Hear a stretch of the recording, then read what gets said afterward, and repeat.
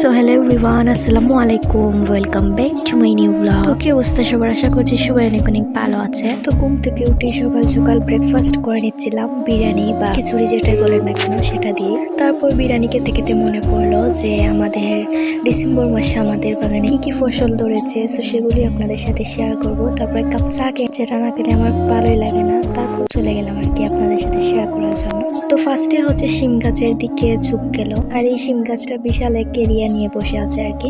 যাই হোক মাশাআল্লাহ, আর অনেক শিম ধরেছিল আমাদের এই গাছে আর কি। তো আজকে হচ্ছে এই শিমগুলো পাড়া হবে, আর এই শিম দিয়ে আমি স্পেশালি করে একটা ভাজি রান্না করব, আর আন্টি স্পেশালি করে হচ্ছে ভর্তা বানাবেন। সো এটাই হবে আজকের দুপুরে খাবার আর কি।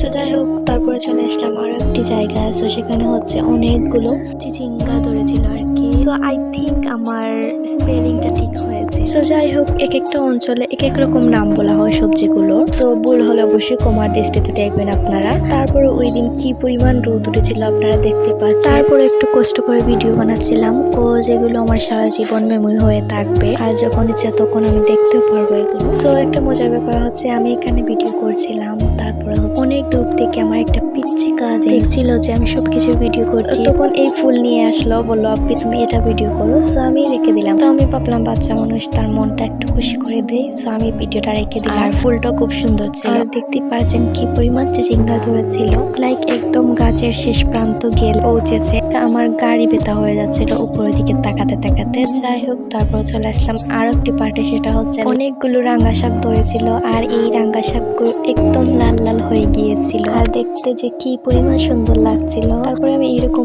করে ভিডিও করলাম, আমার বেশ পছন্দ হয়েছে এই ভিডিও। তারপরে দেখতে পাচ্ছেন ধনিয়া পাতাগুলোর অবস্থা। ধনিয়া পাতাগুলো আস্তে আস্তে বড় হবে ইনশাআল্লাহ, আর ওইরকম ভাবে লাস্ট বছরের মতো হয় নাই। আর লাস্ট বছরে আপনারা দেখতে পাচ্ছিলেন কি সুন্দর হয়েছিল। যারা লাস্ট বছরের ভিডিও দেখো নাই তারা দেখে আসতে পারেন আমার চ্যানেল থেকে। যাই হোক, তারপরে এগুলো ভিডিও করছিলাম আর কি। বাই দ্য ওয়ে, বাগানের কিন্তু অনেক নতুন নতুন জিনিস লাগানো হয়, লাইক বেগুন, তারপর হচ্ছে টমেটো, কাঁচা মরিচ, এগুলো কিন্তু গাছ লাগানো হয়েছে, এখনো ধরেনি। ইনশাআল্লাহ খুব তাড়াতাড়ি ধরবে, আর যখন ধরবে ইনশাআল্লাহ তখন অবশ্যই ব্লগ বানাবো। তারপরে চলে আসলাম লাউয়ের সেক্টরে। এই লাউগুলো যে কি সুন্দর হয়েছিল, মাশাআল্লাহ মাশাআল্লাহ। আপনারা সবাই কিন্তু মাশাআল্লাহ বলতে ভুলবেন না। বাই দ্য ওয়ে, একটা কথা বলে নেই, নতুন গাছের প্রথম এই লাউটা পেরে কি রান্না করলাম সেটা আপনাদের সাথে শেয়ার করব। স্পেশালি লাউ দিয়ে আমরা কি পিঠা খেলাম সেটাও আপনাদের সঙ্গে শেয়ার করব। আলাদা একটা ব্লগ করে রেখেছি, এই ব্লগে এড করে দিতে, এই ব্লগটা অলরেডি অনেক বেশি লং হয়ে গেছে। ভাবলাম আপনাদের সাথে আরো একদিন শেয়ার করব এই দিনের ব্লগটা। তারপরে আমি চলে আসলাম বাসায়, এসে দেখি অলরেডি শিমগুলো পাড়া হয়ে গিয়েছে। সেখানে হচ্ছে শোল মাছও কেটে রাখা হয়েছে রান্না করার জন্য। তো আমি এখন রান্না করে নেবো আমার স্পেশালি ভাজিটা। সো এখানে আমি কাটাকুটি করছিলাম আর কি। এখানে হচ্ছে আন্টি ওদিকে দেখলাম